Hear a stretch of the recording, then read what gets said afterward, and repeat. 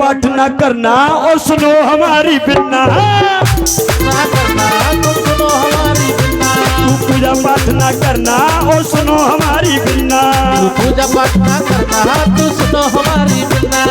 और बेटा काजल, रूबी, छवि, मेघा, इन चारों में से कोई एक बेटी आ जाओ, कोई एक आ जाओ, आ जाओ, तुम आ जाओ, आ जाओ, कोई दिक्कत नहीं।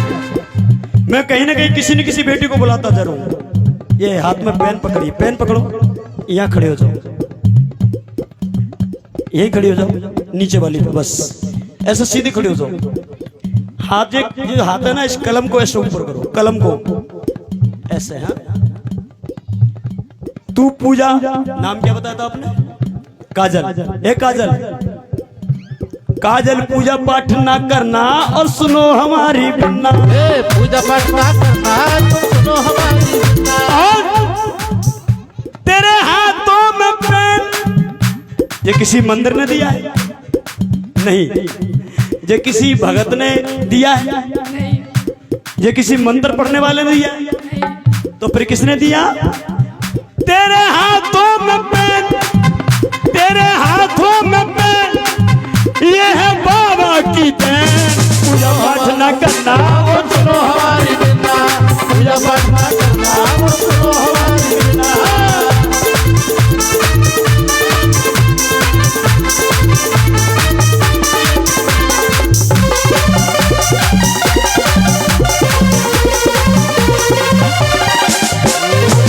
और समय तुम्हारे पास भी नहीं है, मैं घड़ी देख रहा हूँ, तुम्हें भी 6 बजे यहाँ से निकलना है, तो ये अपन लेट हो गए ना 2 घंटे से। हाँ, 5:30 पे निकलना है, ठीक है। असल में इनका 7 बजे से ग्वालियर में प्रोग्राम लगा है, वरना मैं 6 बजे तक भी बजे बाद वो मना नहीं करते, वो मिशनरी कलाकार है सभी। जब तुमको बहुत सताया, जब तुमको बहुत सताया, तब कौन बचाने आया? तुमको बहुत सताया तो कौन बचाने आया?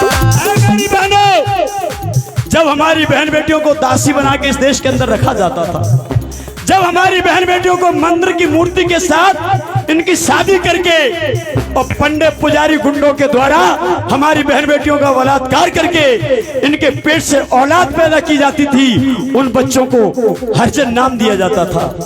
तो कोई 33 करोड़ में से कोई भी देवता तुम्हारी सुनने के लिए, तुम्हें बचाने के लिए नहीं आया। तब मैंने गीत में लिखा, जब तुमको बहुत सताया तब कौन बचाने आया? तुमको बहुत सताया तो कौन बचाने आया? लेकिन आज क्या है? आज किसी माई के लाल में हिम्मत नहीं है कि कोई हमारी बहन बेटी को जबरदस्ती उठा करके मंदिर की मूर्ति के साथ शादी करा दे। किसी की हिम्मत है क्या? कोई किसी की बहन बेटी को जबरदस्ती से ले जा सकता है? नहीं। क्यों नहीं? क्योंकि मेरे बाप ने, बाबा साहब अम्बेडकर ने ऐसा संविधान बना दिया है कि अगर कोई माई का लाल हमारी बहन बेटी की तरफ उंगली उठाएगा तो मेरे बाप का संविधान उसको जीवन भर जेल में सड़ाने का काम करेगा। इसलिए हमारी बहन बेटियां सुरक्षित है। इसलिए सुरक्षित कब है? बाबा साहब है तब है। फिर मैंने लिखा, ओ मिला सुख और चैन, मिला सुख और चैन, मिला सुख और चैन। ये किसकी देन है? आप सभी की आवाज आना चाहिए। मिला सुख और चैन, ये है, ये नहीं बोलना, ये बोलना है बाबा की देन। ये है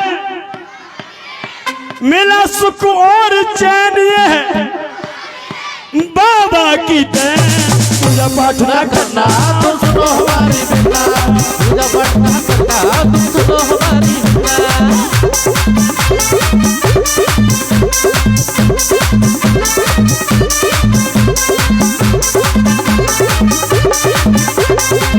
और कि पंख नहीं निकले उड़ान भरने की बात करते हैं।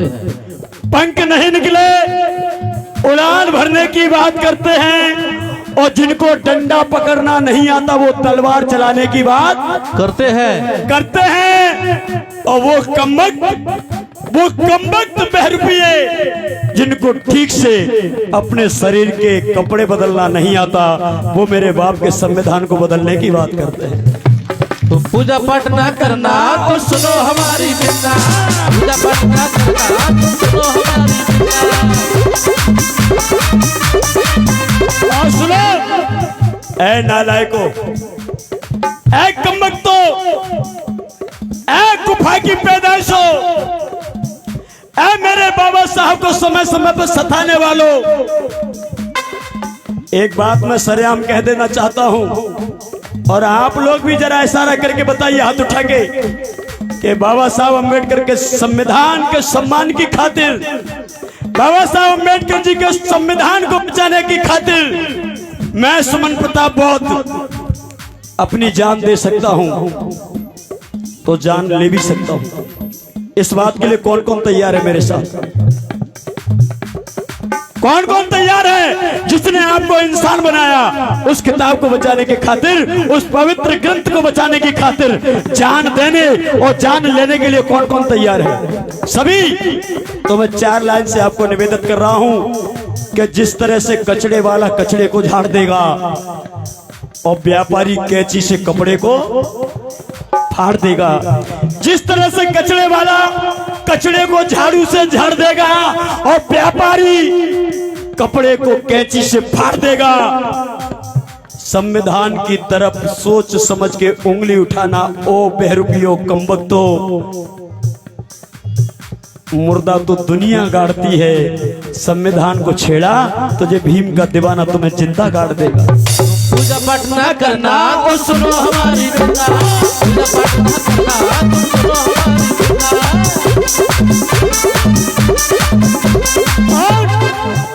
जब खाना दिया था बासी, जब खाना दिया था बासी और रखा बना के दासी, जब खाना दिया था बासी और रखा बना के दासी।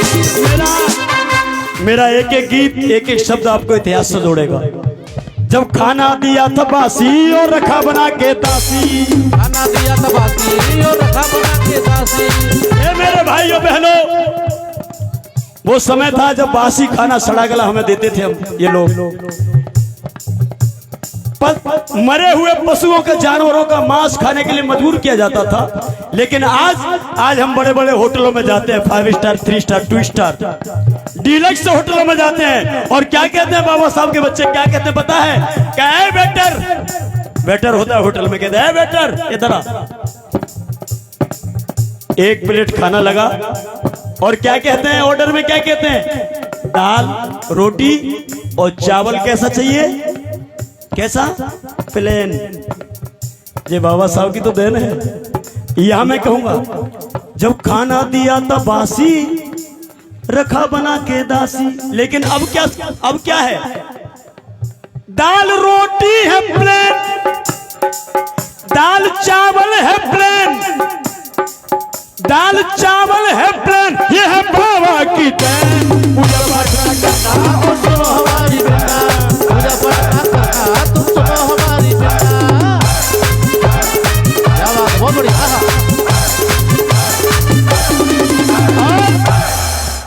शिक्षा से दूर भगाया, अधिकार हमारा खाया। हमारा अधिकार शिक्षा संपत्ति पता कब लूटी? विष्णु ने राजा बलि को से छीन ली थी। शिक्षा संपत्ति और शस्त्र सत्ता, ये सारी चीज विष्णु ने ब्राह्मण का वेश रख करके हमारे राजा बलि से छल कपट करके छीन लिया था। तब से हम लोग बर्बाद हो गए। लेकिन धन्य मेरे बाबा साहब अम्बेडकर जी के इस भोले भाले समाज को एक ब्राह्मण ने बर्बाद कर दिया था राजा बलि के जमाने में। लेकिन जैसे ही मेरा मसीहा आया तो इन्होंने देखा ये मेरे समाज को लूट लिया है। इस भारत देश का हम राजा हुआ करते थे, लेकिन मैं अम्बेडकर इस समाज को फिर से राजा बना के जाऊंगा। और बाबा साहब ने संविधान बना दिया और संविधान प्रावधान कर दिया कि ऐ मेरे बहुजन समाज, मैं तुझे वोट डालने का अधिकार देता हूं और आधी रात में जब तेरा मन करे तब एक तरफा वोट डाल देना और मोदी को कभी भी कुर्सी से नीचे ले जाकर के अपने बहुजन समाज का बेटा पीएम बना लेना। राजा बनाया बाबा साहब अम्बेडकर ने। लेकिन हम लोग एक 60 रुपए के पौआ में और 1 किलो मुर्गा में बाबा साहब के अनमोल वोट की कीमत लगा करके हम अपने जीवन को बर्बाद कर देते हैं। तो बाबा साहब को आज खून के आंसू, उनकी विचारधारा को रोना पड़ता है। बाबा साहब नहीं है, लेकिन बाबा साहब की विचारधारा को आज खून के आंसू रोना पड़ता है। बाबा साहब की विचारधारा कहाँ है? बाबा साहब की विचारधारा यहाँ है।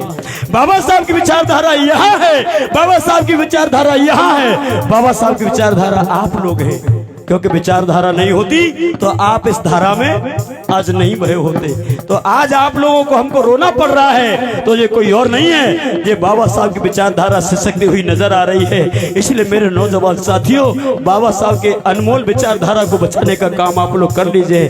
अरे आपके अंदर 90-90 किलो वजन है, 80-80 किलो वजन है, वो 3 किलो वजन वाला मुर्गा, वो 3 किलो वजन वाला मुर्गा चौराहे पे कट के खुद कट जाता है, बिक जाता है, लेकिन अपनी कीमत 300-400 रुपए ले लेता है। वो 3 किलो का मुर्गा चौराहे पे कट जाएगा और कटने के बाद भी अपनी 300 रुपए कीमत ले लेगा, लेकिन ऐ मेरे बहुजन समाज के 80-80, 90-90 किलो के पट्ठो, मुर्गा 300 रुपए में अपनी कीमत ले लेता है और तुम 80-80, 90-90 किलो के लोग सिर्फ 60 रुपए में चुनाव के टाइम पे बिक जाते हो। तो तुम मुर्गा से भी गए बीते हो गए हो। याद रखना, ये बाबा साहब का अनमोल वोट है। बाबा साहब ने 4 बच्चों को त्याग करके वोट की ताकत दी है। इस वोट को आप लोग संभाल लीजिए। और तब मुझे आखिरी में लिखना पड़ा, शिक्षा से दूर भगाया, अधिकार हमारा खाया।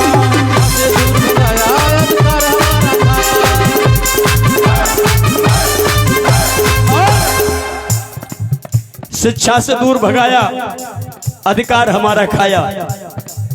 एक बेटी तुम आ जाओ, आ जाओ। अब मेरी बेटियां मुझसे डरती नहीं है, घबराती नहीं है। इधर खड़े हो जाओ, खड़े हो जाओ, ऊपर यहाँ हो जाओ खड़ी। ए बेटा तू भी आ जा, हेलो आ जा, तुम बगल में खड़े हो जाओ। शिक्षा से दूर भगाया, अधिकार हमारा खाया, लेकिन अधिकार हमारा खाया, शिक्षा से दूर भगाया। अब हमारी बात को कौन मानेगा? कौन मानेगा हमारी बातों को? कौन कौन मानेगा बाबा साहब के मिशन से जुड़ने के लिए? सभी मानेंगे क्या? मानो भाई बहन, मानो भाई बहन, ये सुमन की कैन पूरा करना हो।